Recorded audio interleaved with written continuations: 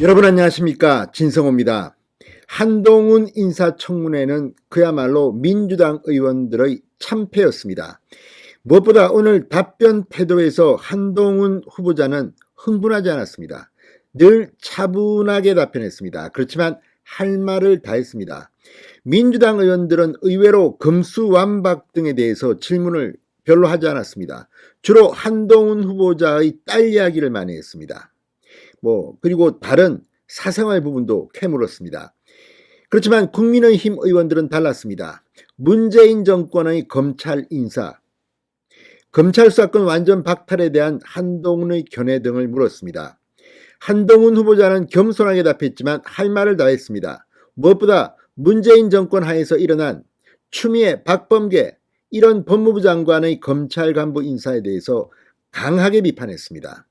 문재인 대통령은 얼굴이 좀 후끈거릴 겁니다.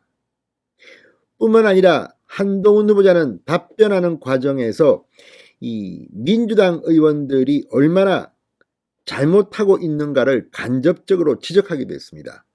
이런 것들이 오늘 TV 생중계를 보는 국민들의 마음을 움직일 것 같습니다. 지금 친여 성향의 인터넷 커뮤니티조차도 민주당 의원들을 비판하고 손혜원 전 의원이라든지 진보 성향의 변호사 학자들도 지금 이 청문회를 보고 민주당 의원들에게 실망했다는 목소리를 내고 있습니다.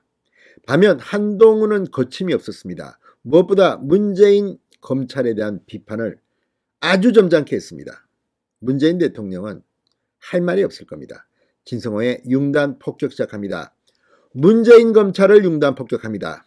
방송에 앞서 아직 진성호 방송의 구독자가 아니신 분은 붉은색 구독 버튼 눌러주십시오.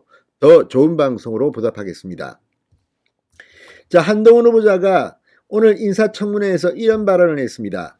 조국 사태 이후 할 일 하는 검사를 내쫓고 그 자리를 말 잘 듣는 검사로 채웠고 수사 지휘권을 이용해 반대파를 가혹하게 수사한 부분에 대해 반성할 부분이 있다고 생각한다. 이렇게 직격탄을 날렸습니다. 자, 이 발언 속에는 많은 것들이 담겨져 있습니다. 첫 번째, 조국 사태 이후에 문재인 대통령 그리고 법무부 장관, 검찰 인사를 엉망진창으로 해서 살아있는 권력을 수사하는 검사들은 좌천 유배를 보내고 그 자리에 말 잘 듣는 검사로 채웠다. 이성윤, 신성식, 심재철 이런 단어들이 기억나는 이유는 뭘까요? 그리고 수사 지휘권을 이용해 반대파를 가혹하게 수사한 부분. 자, 추미애 법무부 장관, 박범계 법무부 장관 수사 지휘권을 막 남용했다는 비판을 받고 있습니다. 추미애 당시 법무부 장관은 채널A 사건, 이른바 검언유착 의혹 사건에 대해서 윤석열 검찰총장의 지휘권을 빼앗아서 이성윤 서울중앙지검장에게 다 줬습니다. 그런데 그 결과는 실패였습니다. 무능까지 한 겁니다. 채널A 사건 결과가 어떻게 됐습니까? 이동재 전 채널A 기자 1심 무죄, 한동훈 무혐의 결정, 질질 끌었지만 결과는 이렇습니다. 자, 그런 과정에서 괜찮은 검사들, 정의로운 검사들은 좌천돼서 내쫓겼다고 한동훈 후보자는 말하고 있는 겁니다.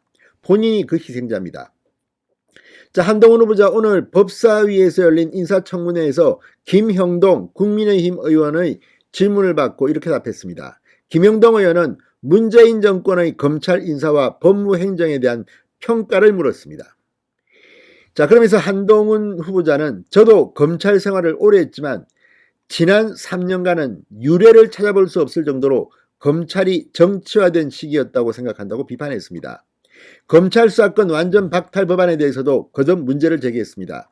한동훈 후보자는 국회 처리 절차의 위헌성뿐만 아니라 법안의 내용에도 문제가 있다는 부분을 확인했는지에 대한 질문에 전문가적 양심으로 확신한다고 말했습니다.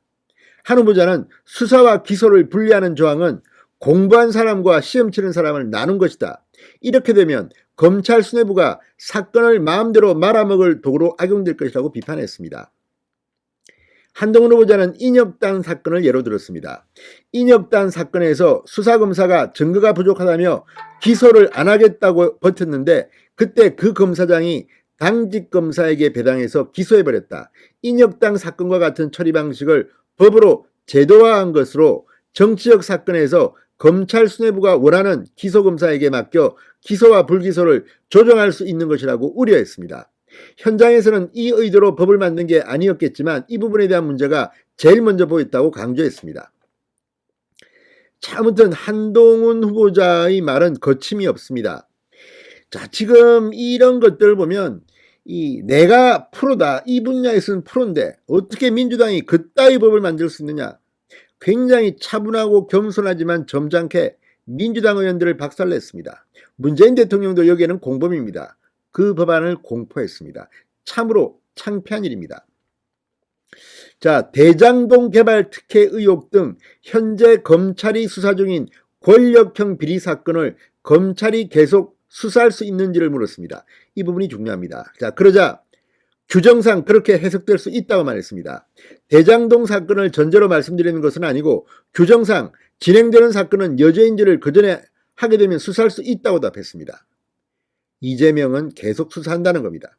또 이게 또 부패범죄일 수 있기 때문에 지금 현재 6대 범죄 중 4개 범죄는 4개월이 시한이지만 부패 경제범죄는 중수청이 완성될 때까지 1년 6개월이고 할 수 있습니다. 아니, 어떤 법조인들의 해석에 따르면 현재 검사가 하고 있는 수사는 영원히 할 수 있다는 해석도 있습니다. 법을 엉망으로 만들었기 때문입니다. 자, 한동훈 후보자는 그러면서 이 법의 가장 큰 문제는 검찰이 뭘 할 수 있는 것을 정말 복잡하게 생각해야 한다는 것이다. 이 권리구제를 포기하게 한다고도 지적했습니다. 이른바 채널A 사건으로 검언 유착 의혹을 받았던 것에 대해선 무혐의 결정이 난 사안으로 누명을 씌우기 위해서 공작한 사람이 책임져야 한다고 작심 발언을 했습니다. 누명을 씌우려고 공작한 사람이 누굴까요? 자, 아무튼 이 사건은 추미애 당시 법무부 장관이 수사지휘권까지 발동했습니다.